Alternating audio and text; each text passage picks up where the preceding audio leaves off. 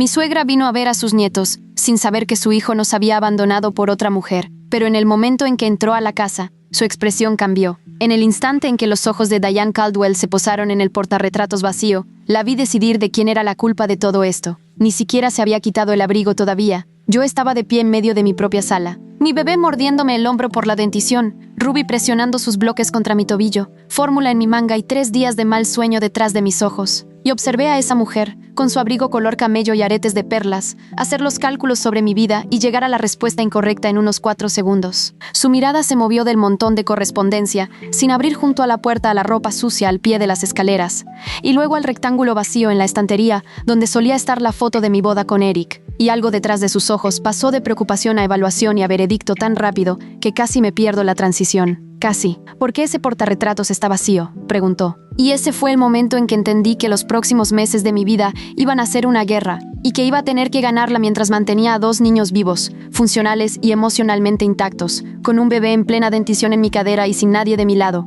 Me habían subestimado durante todo mi matrimonio. Eso estaba a punto de convertirse en mi mayor ventaja. Déjenme decirles quién soy, porque importa. Mi nombre es Nora Caldwell, o fui Nora Caldwell durante 7 años, y estoy en proceso de averiguar qué versión de ese nombre quiero conservar. Tengo 34 años. Tengo una maestría en salud pública que puse en pausa cuando nació Ruby, porque las cuentas del cuidado infantil no cuadraban. El ingreso de Eric era suficiente, y ambos estuvimos de acuerdo en que esto tenía sentido. Ruby tiene 4 años. Milo tiene 8 meses. Durante 3 años he sido la persona que administra este hogar. Cada cita, cada ida al supermercado, cada visita al pediatra, cada toma nocturna, cada hito del desarrollo registrado en una aplicación para bebés que Eric ocasionalmente me pedía que le resumiera porque no quería leerla él mismo. No soy una persona pasiva, no soy alguien que va a la deriva. Tomé una decisión deliberada de estar presente para mis hijos, y la tomé con los ojos bien abiertos, y defenderé esa decisión ante cualquiera que sugiera que eso me hizo menos. Eric Caldwell tiene 37 años, abogado de litigio civil, socio junior en Esther, Brook & Howell en Columbus, rubio, guapo de esa manera que sale bien en las fotos pero no revela nada. En los primeros años, era atento, cálido y genuinamente divertido, y lo amé de la forma en que amas a alguien cuando tienes 26 años y el mundo todavía parece que cooperará con tus planes. Luego nació Ruby y el equilibrio cambió, no drásticamente, no de golpe, sino de la forma en que el agua erosiona algo, lenta, invisiblemente, hasta que un día la estructura simplemente desaparece. Empezó a trabajar hasta tarde a principios de 2023. Lo noté de la misma forma en que notas el clima, como un cambio en la atmósfera antes de que puedas nombrar lo que está cambiando. Dejó de preguntar por mi día. Empezó a tomar llamadas en el patio trasero. Viajaba para declaraciones en ciudades que nunca le había oído mencionar como relevantes para ningún caso. Me dije a mí misma que era estrés. El bufete lo estaba presionando para ascender a socio. Las metas de facturación eran brutales. Llevaba una gran carga. Me dije a mí misma muchas cosas. El mensaje de texto llegó un martes por la noche en septiembre, cuando Milo tenía 3 semanas de nacido, y yo había estado despierta la mayor parte de las 72 horas anteriores. Eric había salido a caminar después de la cena. Solo necesito aire, Nora. He estado adentro todo el día. Y yo estaba dándole de comer a Milo en el sofá cuando su teléfono vibró en la mesa de centro, y vi un nombre que no reconocí. Kelsey. Solo el nombre. Y las 2 primeras palabras del mensaje antes de que la pantalla se bloqueara. Te extrañé. Puse el teléfono boca abajo. Miré a Milo. Terminé de darle de comer. Lo puse en el Moisés y me senté en el sofá en la oscuridad, y respiré con mucho cuidado durante un largo rato, porque tenía un bebé recién nacido y una niña de 3 años durmiendo arriba, y no podía permitirme dejar de funcionar. Regresó a casa 1 hora después, oliendo a aire fresco y al perfume de otra persona. No dije nada. Empecé a armar la carpeta a la mañana siguiente. Necesito contarles sobre la carpeta, porque es el centro de todo. Soy, por formación, una investigadora en salud pública. Sé cómo documentar, sé cómo se ve la evidencia y cómo debe organizarse para que sea útil para alguien más que no sea yo. Así que cuando empecé a entender lo que estaba sucediendo en mi matrimonio, no entré en pánico, no lo confronté. No envié el mensaje de texto lloroso a las 2 de la mañana, exigiendo saber quién era Kelsey. Documenté los registros de su teléfono celular. Tenía acceso a nuestro plan compartido a través de la cuenta de Verizon y descargué 6 meses de registros de llamadas. El número de Kelsey Marsh apareció por primera vez en abril. Para agosto, ella recibía más minutos que yo. Para septiembre, el mes en que nació Milo, había 4.200 minutos de llamadas salientes a su número. Estados de cuenta de tarjetas de crédito. Tenía acceso a nuestra American Express, conjunta para gastos del hogar, y revisé los últimos 12 meses. Restaurantes a los que no había ido, hoteles en ciudades durante sus declaraciones, joyas de una tienda del centro que no eran algo que yo tuviera. Catalogué todo en una hoja de Google con fechas, montos y columnas para información corroborante, capturas de pantalla de textos, no de su teléfono, el cual no toqué sino del mío, cada vez que me enviaba un mensaje sobre su agenda que luego descubrí que contradecía los registros de la tarjeta de crédito. Me quedo hasta tarde en la oficina esta noche, en una fecha en que la American Express mostraba una reservación en un restaurante a 40 minutos de la oficina a las 7:30 de la noche. Etiqueté la carpeta como registros médicos. La guardé en una cuenta de Google Drive que él no conocía. Hice una copia de seguridad en una memoria USB que guardaba en una caja de tampones en el gabinete del baño. Sé cómo suena eso. Sé que suena paranoico, frío y premeditado, pero tenía un recién nacido y una niña pequeña, y estaba tan privada de sueño que llegaba a alucinar. Y entendí en cualquier parte funcional de mi cerebro que todavía operaba con claridad, que si tenía razón sobre lo que estaba sucediendo, iba a necesitar haber estado construyendo esto durante meses, no empezar de cero después de la explosión. Tenía razón, se fue el segundo martes de octubre, esperó hasta que Ruby estuviera en el preescolar y Milo estuviera durmiendo la siesta. Empacó 2 maletas con la eficiencia silenciosa de alguien que había planeado la logística con antelación. Puso la llave de su auto y la llave de la casa en la barra de la cocina. Se sentó frente a mí en la mesa y dijo que merecía ser feliz, que el matrimonio se había vuelto demasiado estresante y que yo estaría bien porque era más fuerte que él. Me senté frente a él, sosteniendo a Milo, y no lloré. Se fue a las 10:47 de la mañana. Vi su Audi salir del camino de entrada desde la ventana de la cocina. Luego tomé mi teléfono y llamé a mi abogada. Se llamaba Patricia Gómez. 17 años en derecho familiar, 8 de ellos enfocados en división de bienes complejos y disputas por la custodia en el condado de Franklin. Tenía el pelo corto y lentes para leer que se subía como una diadema, y una forma de escuchar que te hacía sentir como si ya hubiera anticipado todo lo que estabas a punto de decir y tuviera una respuesta preparada. La había llamado por primera vez 3 semanas antes de que Eric se fuera, cuando todavía estaba en la fase de documentación, y había escuchado durante 40 minutos mi relato organizado, con fuentes y fechas, sin interrumpir, y luego dijo: demanda primero. El progenitor que establece el marco controla la narrativa. Presenté la solicitud de custodia primaria temporal y pensión alimenticia el 16 de octubre. A Eric le notificaron el 21 de octubre. Me llamó 11 veces entre las 4 y las 6:30 de la tarde de ese día. Dejé que todas las llamadas se fueran al buzón de voz y le envié a Patricia el registro de llamadas por mensaje. Luego fui a recoger a Ruby del preescolar. Llegué a casa, hice la cena, los bañé, acosté a ambos niños y comí un tazón de cereal de pie en la barra de la cocina a las 8:40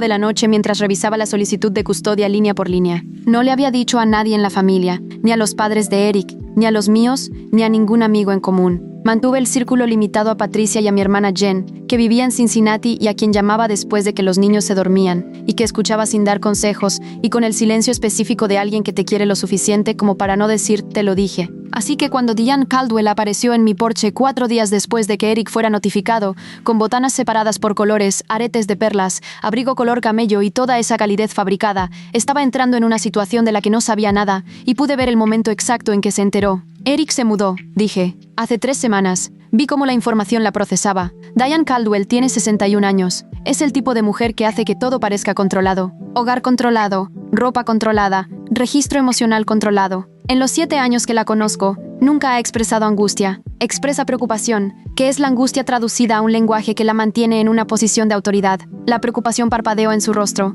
Luego, algo más vino detrás. Le entregué el mensaje de texto, el que Eric me había enviado en la noche que se fue. Lo había impreso porque Patricia me había sugerido que guardara copias físicas de los documentos principales y porque una parte de mí sabía que este momento llegaría y había querido estar preparada. Lo leyó 1, 2 veces. Luego me miró y vi algo que no esperaba y que nunca olvidaré. La furia en sus ojos no era para su hijo, era para mí. Tú debiste haberlo orillado a esto, dijo. Esperaba sorpresa, dolor, tal vez incluso neutralidad. No había esperado esa frase de una mujer que veía la prueba del abandono de su hijo a su esposa y 2 niños, uno de ellos de 8 semanas de nacido. Pero ahí estaba. Empezó a caminar de un lado a otro. La habitación se convirtió, según su descripción, en un desastre, lo cual era el desastre funcional de un hogar con un bebé en dentición y una niña en preescolar, y sin un segundo adulto, que es diferente de la negligencia. De la misma manera que un campo de batalla es diferente de un jardín. Y llamar a uno lo otro dice algo sobre tus prioridades. Dijo que muchas mujeres se las arreglan. Dijo que no era de extrañar que él necesitara distancia. Dije, con un esposo, me dijo que cuidara mi tono. Luego dejó de caminar de un lado a otro y me miró con una expresión que solo puedo describir como calculadora. ¿Dónde se está quedando? Al otro lado de la ciudad, dije con Kelsey. Su rostro hizo algo complicado. ¿Quién es Kelsey? La mujer por la que nos dejó. La negación fue rápida y certera. Sacudió la cabeza antes de que terminara la frase, y lo que siguió fue un pequeño sermón sobre los hombres bajo presión y las esposas que dejan de estar a la altura. Y sus ojos se movieron sobre mí, mientras hablaba de una manera que se sintió como una inspección, y que esa era la intención. El chongo deshecho, la fórmula en la manga, la cara cansada. Me estaba calificando en algo, y estaba reprobando. Sentí que se me tensaba la mandíbula. «No vas a insultarme en mi propia casa», dije. Se burló. «¿Tu casa? Eric cubre todo». Ni siquiera era cierto. Yo había generado $48,000 como consultora independiente en salud pública durante los últimos 18 meses, durante el embarazo, el cuidado del recién nacido y las idas a dejar a la niña al preescolar. Patricia tenía los registros, pero eso no viene al caso. El punto era que Diane ya había recibido una versión de nuestro matrimonio que presentaba a Eric como el muro de carga y a mí como una inquilina que había dejado que el lugar se viniera abajo. Él había estado construyendo su defensa durante meses, tal vez más. Luego dio un paso adelante y la atmósfera de la habitación cambió. «Déjame llevarme a los niños», dijo. Ruby se apretó con fuerza contra mi pierna sin decir una palabra. Los niños entienden las cosas antes de tener lenguaje para ellas. Se apretó contra mi pierna y se quedó completamente quieta. «No», dije. «Estás alterada. Necesitas tiempo para pensar. Soy su madre. Si cooperas», dijo, y su voz bajó a un tono suave y privado. La voz de alguien que lleva a cabo negociaciones en habitaciones sin testigos. «Podemos resolver esto discretamente». Esa palabra «discretamente» es la palabra más peligrosa en el idioma inglés cuando la pronuncia alguien que protege una institución. Saqué mi teléfono. «Adelante», dije. «Llámale». Ella ya estaba buscando su contacto. Su pulgar se detuvo. «Porque yo ya le llamé a mi abogada», dije. «Presenté la solicitud de custodia temporal la semana pasada, con la petición de pensión alimenticia adjunta. A Eric le notificaron ayer». La quietud que se apoderó de su rostro no fue la quietud de la sorpresa. Fue la quietud de alguien que está recalculando. Alguien que acaba de descubrir que el tablero no está dispuesto como pensaba. Se le tensó la mandíbula. «A Eric le notificaron ayer», dijo con cuidado. «A las 2:17 de la tarde», dije. «En su oficina, Patricia Gómez envió al notificador judicial. Todo está archivado en el Tribunal del Condado de Franklin». Me miró durante un largo momento. Luego llamó a Eric. Llegó 12 minutos después. Camisa arrugada, mandíbula sin afeitar. La apariencia de un hombre que había pasado 4 días creyendo que tenía la sartén por el mango y que ahora entraba en una situación que sugería lo contrario. Entró por la puerta y vio a Ruby, quien lo miró con la concentración sin parpadeo que los niños reservan para los adultos que los han confundido. Vio a Milo en su mecedora. Vio a su madre de pie, rígida, en el centro de la habitación. Luego me vio a mí, de pie entre mis hijos y ellos dos, que es el único lugar donde había estado durante 3 semanas y donde tenía la intención de quedarme. «Presentaste papeles», dijo. «Tú te fuiste.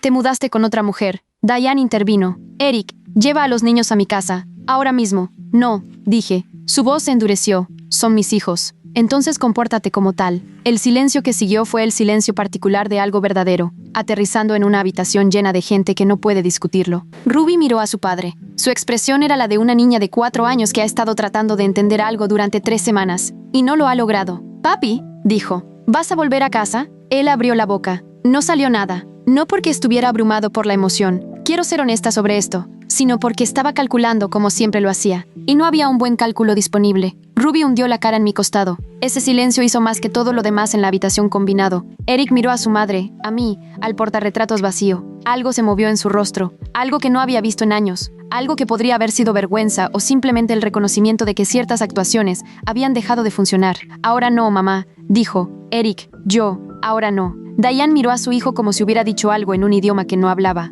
El guión que había estado ejecutando durante 30 años. Entrar, tomar el control, resolver discretamente, proteger el apellido. Se lo habían devuelto y no sabía dónde ponerlo. Me miró a mí. Una larga y fría evaluación. La puerta se cerró con un suave clic que de alguna manera fue peor que un portazo. Eric se quedó en medio del hogar que había abandonado y su teléfono vibró en su cadera. Miró la pantalla y algo que nunca había visto en su rostro apareció por completo. No culpa, no vergüenza, pánico. Giró la pantalla hacia su pecho antes de que pudiera leerla. Y pensé, lo que sea que Diane acaba de poner en marcha, aún no hemos visto ni el comienzo. Tenía razón. La campaña comenzó 48 horas después. Me enteré por mi vecina, Kathy Rollins, cuya hija estaba en la clase de preescolar de Ruby y cuyo esposo jugaba al golf con un hombre que trabajaba con el padre de Eric. Ciudad pequeña, distancias cortas entre la información y las consecuencias. Diane había llamado a 4 personas en las primeras 24 horas después de salir de mi casa. A su pastor, al presidente del comité de recaudación de fondos de la escuela que copresidía con un mediador de derecho familiar llamado Glenn Hartley, a su amiga más cercana, que casualmente estaba en la junta de la organización de padres y maestros de Worthington, y lo más estratégico, a una terapeuta familiar llamada Carol Whitfield, que había tratado brevemente a Eric por estrés laboral en 2021 y a quien yo había conocido exactamente una vez en una cena. El mensaje, según me lo transmitió Katy en pedazos durante 3 días, era una obra de cuidadosa construcción. Me había vuelto inestable desde el nacimiento de Milo. No estaba lidiando bien con la situación. La casa estaba en un estado preocupante. Diane estaba preocupada y simplemente había pasado a ver cómo estaba. Eric estaba, comprensiblemente, en una posición difícil. Todos esperaban una resolución discreta. No había mencionado a Kelsey ni una sola vez. Llamé a Patricia a las 7:15 de la mañana del jueves. Los niños todavía dormían. Está haciendo una campaña de reputación suave, dijo Patricia, con la calma de alguien que ha visto esto muchas veces. Preventiva. Está tratando de establecer una narrativa de incompetencia antes de que nos acerquemos a un tribunal. ¿Puede hacer eso? Puede intentarlo. Esto es lo que vamos a hacer. Nos movimos rápido. Paso 1. Patricia solicitó que se nombrara un curador ad litem para Ruby y Milo.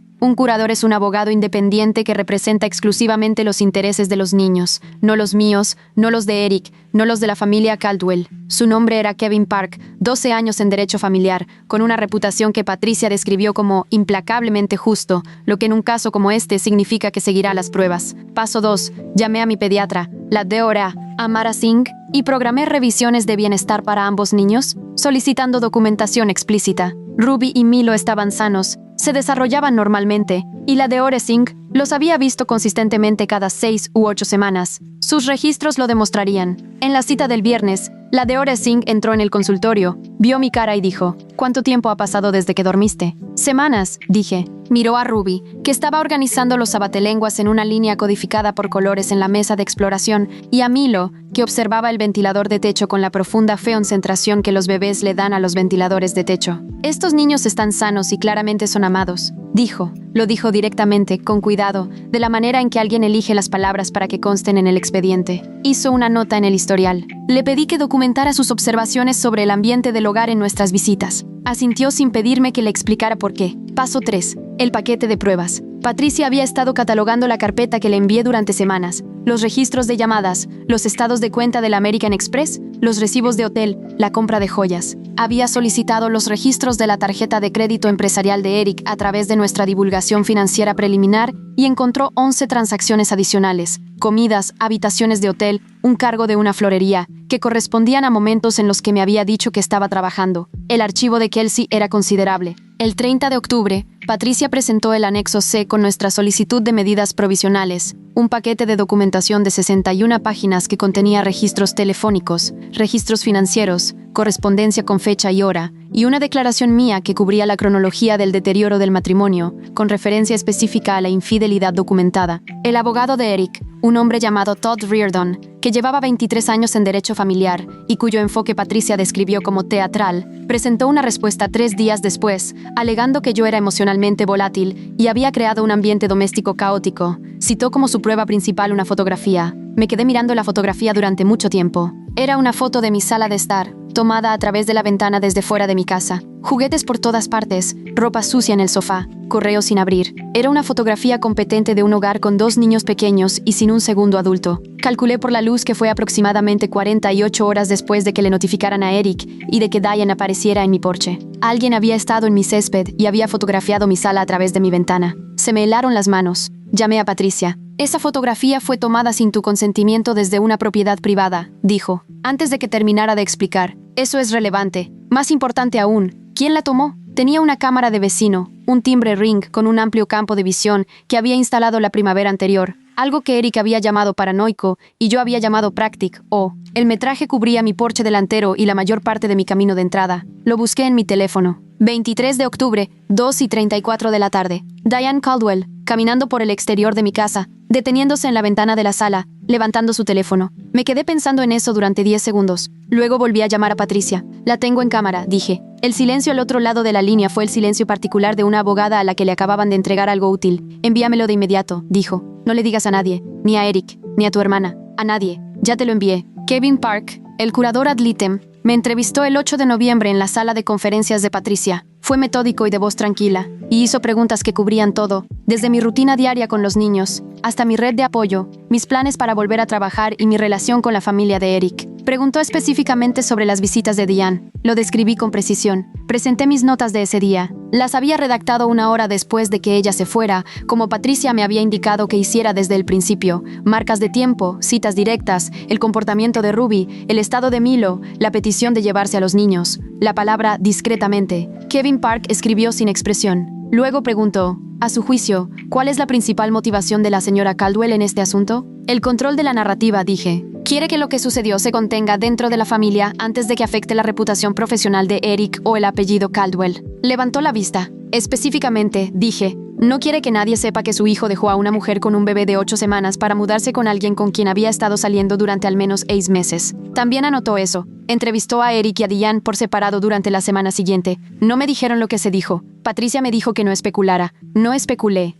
Me preparé. La crisis que no vi venir llegó el 14 de noviembre. Vino en forma de una carta certificada de un servicio de mediación de tribunales familiares solicitada por el abogado de Eric, proponiendo una evaluación de custodia de emergencia por parte de un psicólogo externo. La evaluación se enmarcaba como en el mejor interés de los niños y solicitaba la participación de ambos padres en un plazo de 5 días hábiles. El psicólogo que había nombrado era el Dr. Martin Doyle. Me quedé mirando el nombre un rato. Luego llamé a Patricia. Es el esposo de la terapeuta de Diane, dijo Patricia. Lo comprobé 30 segundos después de recibir la carta. ¿Pueden hacer eso? Lo intentaron. Vamos a presentar una objeción por conflicto de intereses esta tarde. Kevin Park ya ha sido notificado. Hizo una pausa. Se están poniendo nerviosos. Así es como se ven los nervios. La objeción se presentó a las 4 de la tarde. El evaluador propuesto fue rechazado por el tribunal el 17 de noviembre como resultado del conflicto documentado. Todd Reardon presentó una queja formal contra Patricia, que fue revisada y desestimada en 6 días. Y entonces Kevin Park presentó su recomendación preliminar al tribunal. Recibí una llamada de Patricia a las 6:47 de la tarde de un martes. Recomendó la custodia residencial principal para ti, dijo. Visitas estándar para Eric, pensión alimenticia calculada sobre sus ingresos en el bufete, y, hizo una pausa, señaló a consideración del tribunal que la conducta de la señora Diane Caldwell, incluyendo la fotografía no autorizada y el acceso no anunciado al hogar, representaba un potencial problema de límites que debería abordarse en el plan de parentalidad final. Estaba sentada en el suelo de la cocina, porque ahí es donde terminaba cuando ella llamaba, con la espalda contra el gabinete. Milo dormido arriba y Ruby en la bañera, quedándose sin agua caliente, señaló a Diane, dije por su nombre en el expediente. Eché la cabeza hacia atrás contra el gabinete y miré al techo. Ruby gritó desde el baño. «Mamá, el agua está fría. Ya voy, mi amor». Grité de vuelta. Me levanté. Fui por el pasillo. Me encargué del baño, los pijamas y 2 cuentos para dormir, y ambos niños estaban dormidos para las 8:30. Luego me senté en el borde de mi cama en silencio, y me permití sentir todo el peso de 6 semanas de guerra organizada,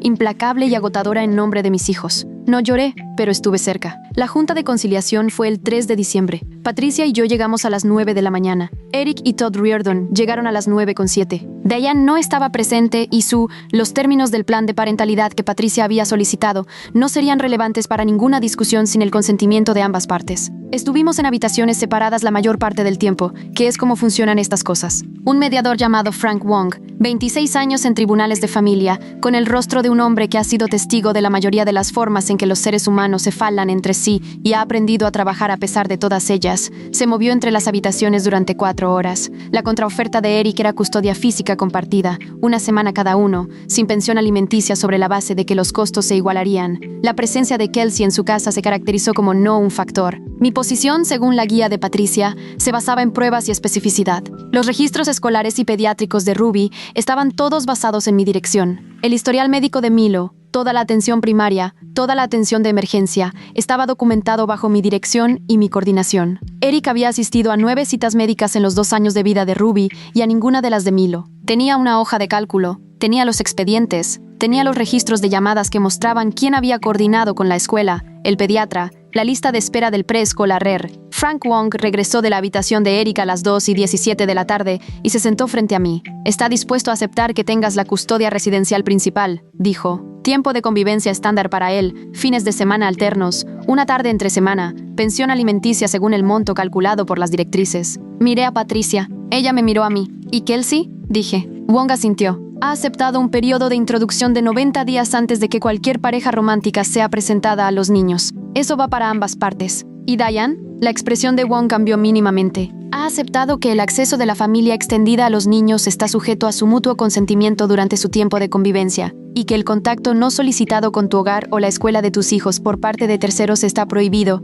y constituye una violación del plan de parentalidad. No dijo el nombre de Diane, no tuvo que hacerlo. Lo medité. Sí, dije, aceptamos. Eric y yo firmamos el plan de parentalidad el 10 de diciembre. Patricia me envió una copia por correo electrónico a las 4:33 de la tarde. La guardé en una carpeta que etiqueté sin ceremonia. Terminado. Luego recogí a Ruby del preescolar, al que ahora asistía 5 mañanas a la semana en un horario que no había cambiado desde octubre, porque su rutina no había cambiado desde octubre, porque algunas cosas había logrado mantenerlas absolutamente quietas mientras todo lo demás se movía. Corrió hacia mí en la puerta con el abandono total de los niños de 4 años que aún no han aprendido a reprimir la alegría, y me tomó de la mano y dijo, «Mamá, hicimos una casa de jengibre y la mía se cayó, y la señora Peterson me ayudó a pegarla de nuevo». ¿Funcionó? Dije. «Más o menos», dijo. Una pared se seguía cayendo, pero no importa porque no se ve desde el frente. Le tomé la mano y la llevé al coche, y abroché el asiento de Milo, y miré a mis hijos en el espejo retrovisor. Ruby narrando en detalle las fallas estructurales de su casa de jengibre,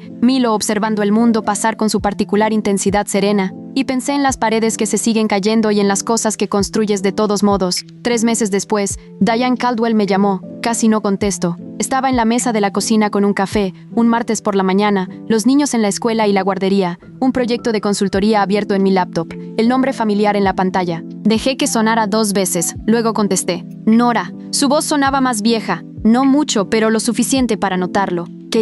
He querido. Una pausa. La pausa más inusual que jamás le había escuchado a una mujer que no dejaba espacios en sus frases. Estaba equivocada sobre lo que dije ese día. No llené el silencio por ella. No debía haber sugerido que tú lo orillaste, dijo. Eso estuvo mal. Miré mi café. Gracias, dije. Eso significa algo. Lo decía en serio. No era suficiente. Era demasiado tarde y era parcial de la manera en que siempre lo son los reconocimientos de las personas que han elegido mal. Pero era algo. ¿Los niños? Dijo con cuidado. Me gustaría verlos. Habla con Eric, dije. El calendario está en el plan de parentalidad. Es a través de él. Una pausa en la línea. De acuerdo, dijo. De acuerdo, dije. Colgué. Me quedé con el teléfono un momento. Luego abrí el proyecto de consultoría y volví al trabajo. Porque Ruby tenía una cita con el dentista a las 3:45 y Milo tenía una revisión de bienestar a fin de mes y había que pensar en la cena y un proyecto escolar para el viernes y una vida que seguir construyendo. La pared de jengibre se había caído. La había pegado de nuevo. No se notaba el daño desde el frente,